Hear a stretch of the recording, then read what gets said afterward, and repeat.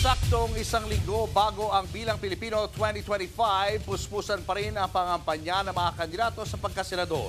Nasa frontline ng balitang yan, si Laila Pangilinan. Sa pangangampanya ng TV host na si Willie Revillame sa Bongabong Oriental, Mindoro, inilatag niya ang mga plataporma sa kalusugan, trabaho at edukasyon. Sakaling manalo, gagawin daw niyang batas ang libreng gamot para sa mga senior citizen at mas bibigyang pansin ang mga katutubo gaya ng mga mangyan.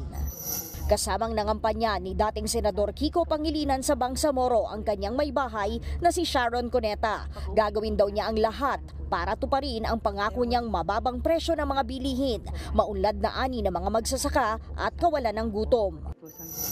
Si dating Senador Bam Aquino, nag-motorcade kamakailan sa Muntinlupa, Las Piñas, Makati at Pasay. Ipapanalo raw niya sa Senado ang libreng kolehiyo at siguradong trabaho para sa mga Pilipino. Patuloy rin ang kampanya ni dating Commission on Audit Commissioner Heidi Mendoza. Isusulong daw niya ang Citizens Participatory Audit para kasamang nagbabantay sa pera ng bayan ang bawat Pilipino. Nakuha naman ni Heidi, Kiko at Bam ang suporta ng mga student council at organization leaders mula sa higit 100 universidad at kolehiyo sa buong bansa. Nire-representa nila ang kalahating milyong kabataang botante. Nakipagkita ang independent candidate na si Ariel Quirubin sa mga poll watchers sa Cordova, Cebu. Ipinaalala niya sa kanila ang kanilang tungkulin na tiyakin ang malinis na eleksyon at walang bahid ng dayaan. Dumalo naman sa assembly ng mga barangay leaders sa Gasan, Marinduque si Luke Espiritu. Anya makatao at progresibong pamumuno ang kailangan ngayon ng bansa para sa kaunlaran.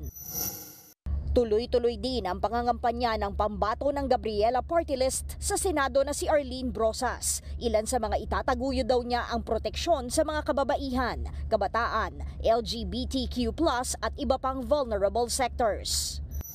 Nag-ikot naman sa mga palengke sa Calapan Oriental, Mindoro si Manibela President Mar Valbuena. Isusulong daw niya ang murang bilihin at iaangat ang kabuhayan ng mga Pilipino. Patuloy din ang pangangampanya ng broadcaster na si Ben Tulfo. Sakaling manalo, magtatalaga raw siya ng mga watchdog sa bawat rehiyon para magbantay sa mga abusado, manloloko at pabaya. Samantala, inilabas ng relihiyong Jesus is Lord Church Worldwide ang mga ine-endorso nilang kandidato sa pagkasenador. Kabilang dyan sina dating Senador Manny Pacquiao, dating Senate President Tito Soto, Senator Pia Cayetano, dating Senador Ping Lacson at dating Senador Kiko Pangilinan. Nagbabalita mula sa Frontline, Laila Pangilinan, News 5. Mga kapatid, Julius Babaw po. Iba na ang may alam at may pakialam sa panahon ngayon. Para sa Frontline ng mga balita, mag-follow at mag-subscribe sa social media pages ng News 5.